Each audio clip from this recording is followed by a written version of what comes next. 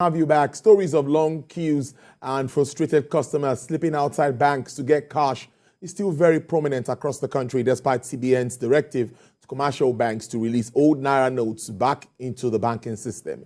The Apex Bank also directed banks to load their ATMs and conduct fiscal operations to ease the month-long cash crunch that plunged the economy into financial disarray. Data from the Nigerian Interbank Settlement System indicates that usage of electronic payment system rose by 30.8% to 51.84 trillion naira in March 2023 from 39.63 trillion naira recorded in the previous month. Let's talk about this, particularly what it means for the banking industry. I'm being joined by the chief economist and partner at PricewaterhouseCoopers, a friend of the house, Dr. Andrew Nevin. Dr. Nevin, it's good to see you. How are you today? Hello, it's great to be with you. I'm okay today. I'm trying to hang in there like all of us. Where are you? I'm in Abuja. Oh, okay. How's it been? Abuja's always lovely, as you know. I mean, I love my time. I'm sure you have enough cash now. I think I have 1,500 Naira in my wallet, 500, but the new ones, not the old. Oh, that's great. You're so lucky. Tell me what you're still seeing with regards to this development before we move into what it really means for our banking sector. Well, I think people know that, I mean, the situation's eased somewhat in the last 4 or 5 weeks. I mean, there's more Naira availability, but it seems to be the old Naira. So I think in the cities, you know, that pressure's been taken off. We haven't seen enough of the new Naira. The prices that the POS operators charge have started to come down, obviously, because there's more availability. But I still think it's not back to the normal charge. It's still an excess charge. So some improvement, but we're not out of the woods yet. And I mean, the damage and suffering over the past 4 months through this has just been immense, as we all know. We're not there yet. What more do you do? But let me talk about the banks now before I go into what more can the CBN do to address this ugly trend. Now, the banks are seeing more of withdrawals and reduction in deposits. This is not very good. What do you make of it?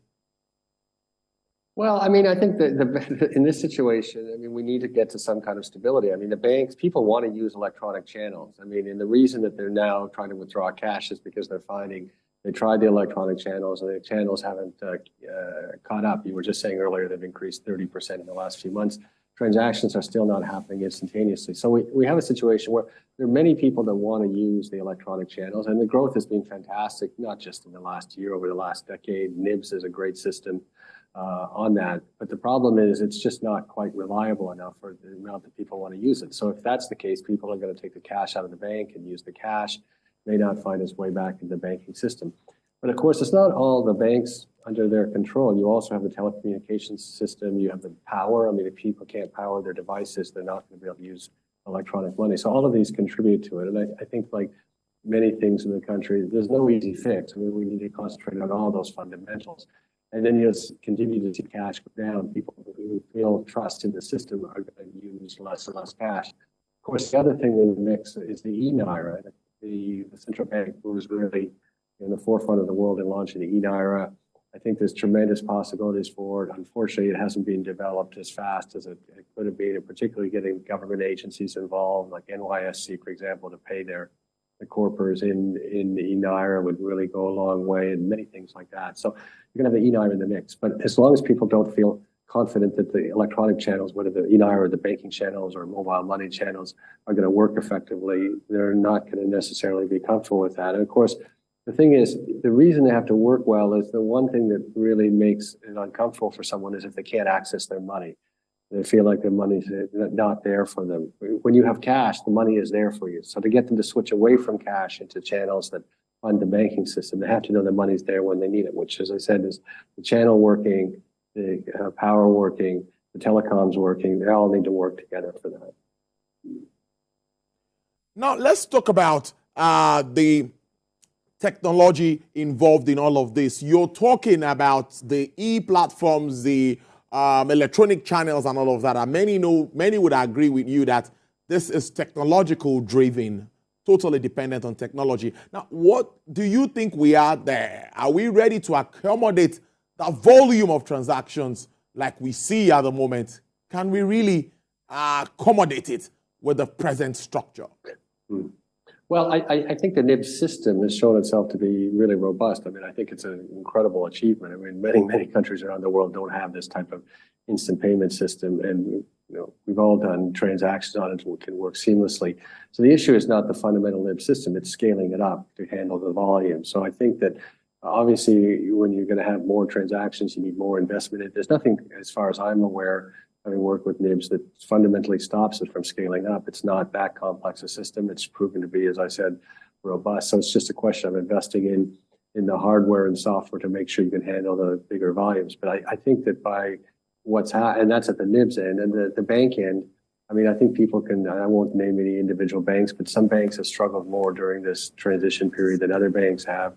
You listen to friends or people on the social media, on Twitter on that. So I think in some cases, the banks haven't necessarily been prepared for it. But I mean, it's not rocket science at this point. I mean, all over the world, we have mobile payments, and they're all can be done robustly. NIBS, as I said, is already a robust system. You just need to invest in really, in many cases, the physical hardware, physical infrastructure, the data channels, the width of the pipes, the servers, so you can be able to take that much more volume. I mean, if it works, it's a fantastic thing. The more electronic transactions we have, the better it is for the economy. And if people have trust in their electronic transactions, they're just going to use them more and more. In the country, for all of the problems that we have, the progress has absolutely been fantastic in the last 10 years in the electronic channels, with NIBS in particular being an amazing accomplishment of the country. Well, let's talk about mitigating risk. Now, many will say the banks face a lot of risks, particularly borrowings and all of that. Do you think the banks are really mitigating the level of risk that they face? Are they really facing that? Are they trying to address that at this time? Well, if we talk, for example, about cybersecurity risk, I can tell you, working with many of the banks, they're intently aware of cybersecurity, cyber risks. I mean, there's so many checks and balances. It doesn't mean we don't have cyber losses and criminal elements trying to exploit the system, but I haven't seen the kind of global study that lays out the numbers. But when the numbers aren't published, that you do get them occasionally. I don't think the numbers are excessive for the size of the banking system on that. And I can tell you, as I said, the bank CEOs and their entire teams pay huge attention to it. They know that the bank can go under if it has a cybersecurity problem. So they're all investing heavily in the top cybersecurity. We all know we have multiple factor authentication when we make a transfer. So I think that part's worked well. If we ask about credit risk, I mean, we're in a much better shape. I mean, I came here first because of the financial crisis, global financial crisis, but also the banking crisis here in 2009. Many of your viewers may not remember it. They're too young to remember that. But of course, I think there were 9 banks that were taken over by the CBN. The governor at the time, His Royal Highness Mohammed Sanusi II, took over the 9 banks, cleaned up the banking system. But I think we're in a much better place through his reforms and the current governor's reforms in terms of the banking sector. But I do have to highlight one risk. We are very exposed, I think, to the Dangote refinery coming on stream. I mean, the banking sector, to its credit, has lent a lot to that project. The federal government has come in and taken 20% of it. We know it's supposed to come online shortly. I mean, that coming on is going to be a real game changer for the nation, but very important it happens for us. Moving on, let's now talk about the banks again, staying with the banks. Despite all of these challenges, we still see them churning out beautiful figures. We saw what came up from Zenith Bank. We saw GT Bank. We can go on with all of the banks. They are still coming up with beautiful figures and paying good dividends to their customers. Was this expected? Well, first off, I'm not sure we could say the results are as good as your painting total, because remember, we have 20% inflation. So that means that from a return on equity viewpoint, you need to earn at least 30% return on equity to justify what's happening. And the banks are not earning that. And so it looks like large numbers, but because the inflation is so high, the banks are actually not doing as well as you might expect. And of course, the stock market reflects that. Many of the banks in this country trade less than their book value, which really sends a signal that people don't have a lot of confidence in them. So the headline numbers are big. The actual economics are not good, and it's not a reflection of the banks. I mean, I think they're among, if not the best managed sector in the economy. The quality of the bank management, I can say, working with many banks, is very, very high. I mean, particularly after all the work that was done after 2009 banking crisis and all the rules around the qualifications of directors, of the MDs, of the EDs. So I think the sector is doing well in that sense. But financially, I mean, the banks are a play on the overall economy. So the overall economy has not done very well.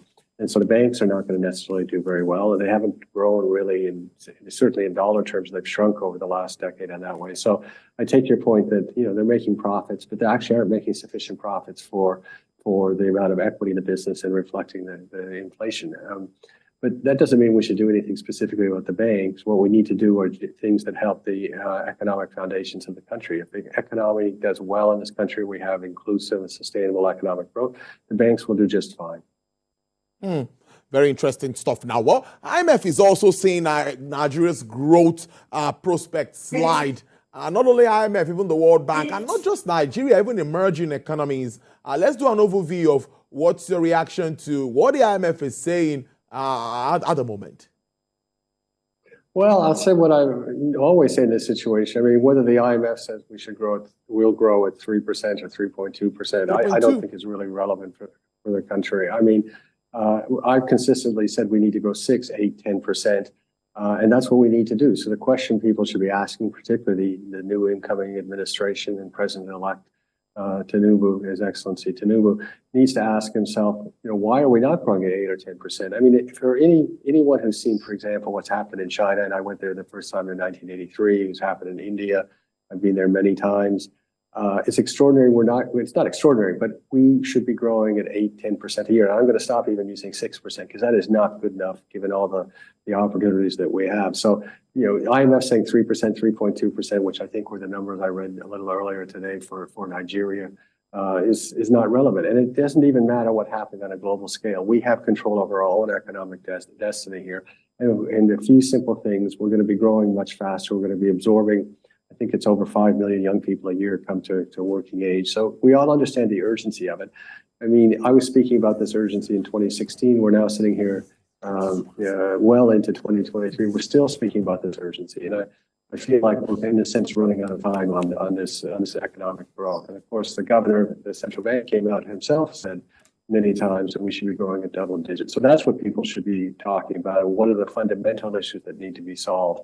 And I think that Dr. Muda, who was just earlier than me, kind of put it as well. Like, let's not. We often have a problem that we understand, and then we try to have a quick fix or quick solution rather than going to the fundamental reasons that things don't happen. But all of these issues to me are eminently solvable. I continue to have great optimism about Nigeria. I continue to believe in Nigeria's young people. And I think the corner can be turned very quickly. Just a few simple things that are going to make it a much better environment for all of us. Looks very interesting. For you, what are the quick wins for the incoming administration? I was with Dr. Muda Yusuf earlier, and we highlighted some of the quick wins. I'm thinking the synergy that we've always been talking about between the fiscal and the monetary side, we should have that handshake this time around. What are you thinking? Well, they clearly should work more closely together, but I think obviously the foil subsidy is something we've talked about a lot. I think electricity, I mean, my view over the years has been it should simply be a state matter. It can be solved by states. If they want electricity, they'll sort out what combination of technologies are best for their state and what sort of investments, and they'll be responsible for attracting them.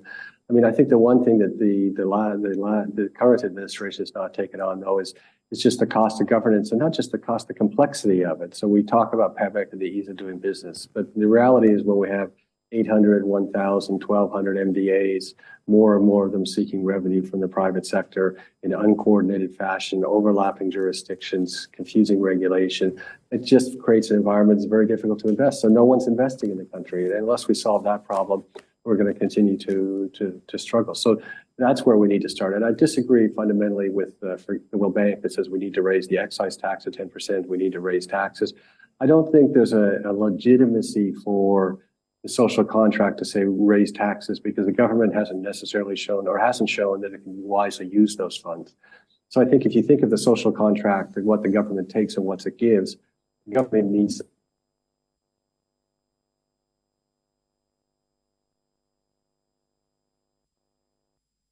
Dr. Andrew Nevin there, right at the time we're about to wrap up the interview. Are you there? To steel, and we have no steel. We have money going into the 3 state-owned refineries. We have no refined product. So people look at these expenditures and say, how under those circumstances can you raise our taxes when you're not delivering value for money? So I think the quick win is the foil subsidy. The second quick win is, maybe it's not so quick, but is to start to focus on delivering value and cutting out some activities that are not adding value. And, we all understand how we got to this place. There's nothing we can do about the past. But unless we fix these fundamental issues that are basically making people, Nigerians and people outside Nigeria, say, we're not prepared to invest in Nigeria. If we don't invest in Nigeria, what I have said for a decade is we will not grow, and people are not investing. So unless you can solve that fundamental issue of why are people not investing, we're not going to make progress.